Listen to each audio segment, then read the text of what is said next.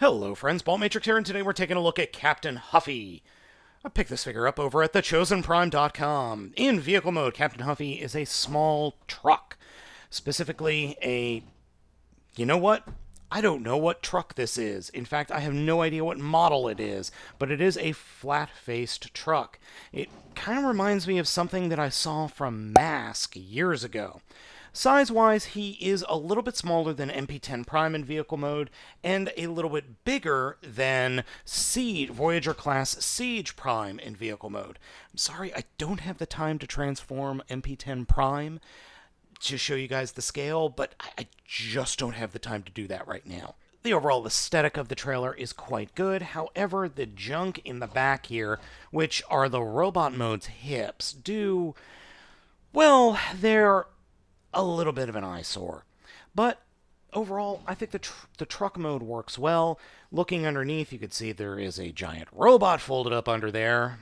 Oh well. In vehicle mode, it rolls with no problem whatsoever. The wheels are rubberized plastic, so they're going to last for a while. The rear wheels are doubled up, where you've got a single wheel here in the front. And one neat little party favor in vehicle mode is you see these two slots here on the back? Well, those two slots are for MP10 Prime's trailer. The trailer plugs in with a little bit more force than I'm comfortable with. I think it could be just a smidge bigger, which you can easily do with a very small emery board or sanding stick. I appreciate this. This works pretty well. The only problem is all the stuff that's on the back of the vehicle mode here behind the cab gets in the way of being able to turn. So he can't really turn the trailer all that well. A little bit of an oversight there. Captain Huffy's transformation is rather interesting, if a little bit odd. To start off with, fold the exhaust stacks down along the vehicle mode, and then come underneath the vehicle mode and just pull the little silver bits that form the arms away from their pegs, and then fold them out along the underside of the vehicle like this.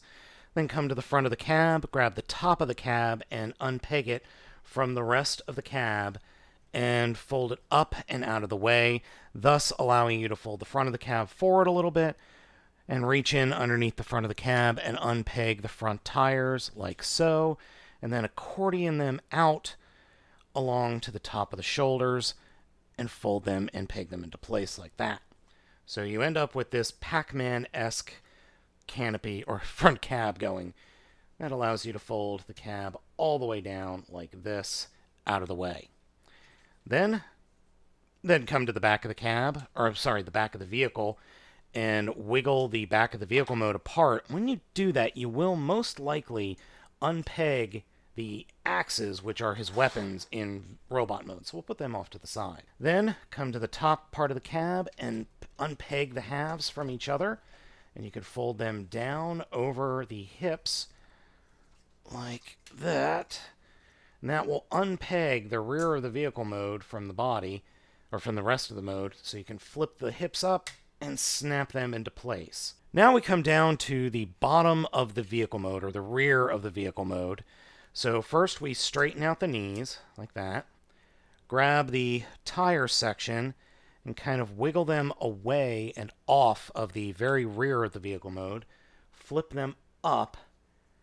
Fold things out of the way, getting the rear of the vehicle mode out of the way, and then slide them in towards the center, and they will peg into place, though this piece of plastic that is going to form the inside of the leg is, I don't want to say floppy, but it's very thin and feels like it could break very easily.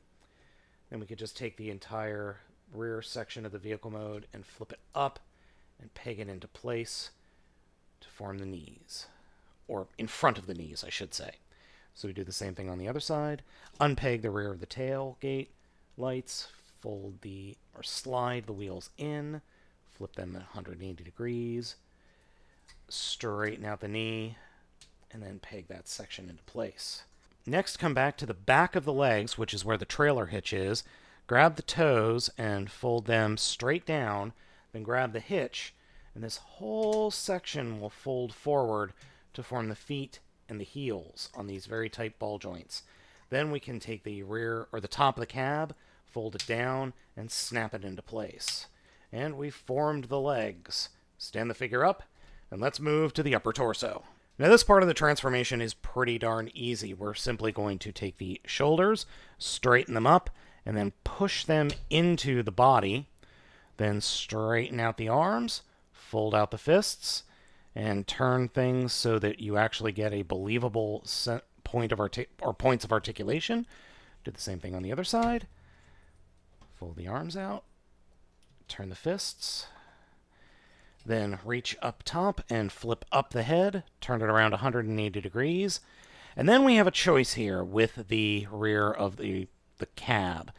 This gray section we want to fold down and have it rest behind the robot head, but then we can fold the section all the way up, like Huffer, or we can do what I like to do and just kind of fold it down and collapse it as far as it'll go and just kind of let it rest on his back. The other thing we can do is, while having your finger on that gray piece we folded down behind the head, fold the section back and ratchet it all the way until the bumper is resting on the top of the shoulders.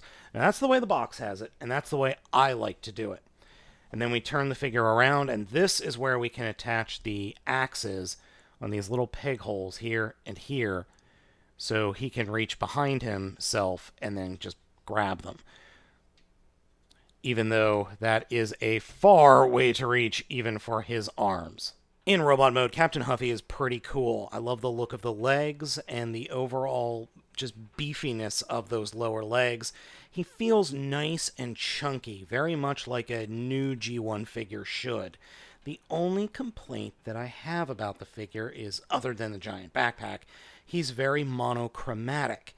There's not a lot of paint going on here. Black, gray, and silver. And orange. And that's about it. Though the aesthetic of the figure as a whole works pretty well. Again, he could just use a little bit more detailing there in the chest. The head sculpt is good. Again, not super detailed. It kind of reminds me of an angry combination of Ironhide, Huffer, and Jazz. It's not a bad thing. Overall posability has him with a ball joint in the head, though movement is minimized due to just the size of his head and the placement of the ball joint. Hinges in the shoulder and a ball joint in the shoulder, though again it is a little bit problematic due to the placement of the shoulder joint.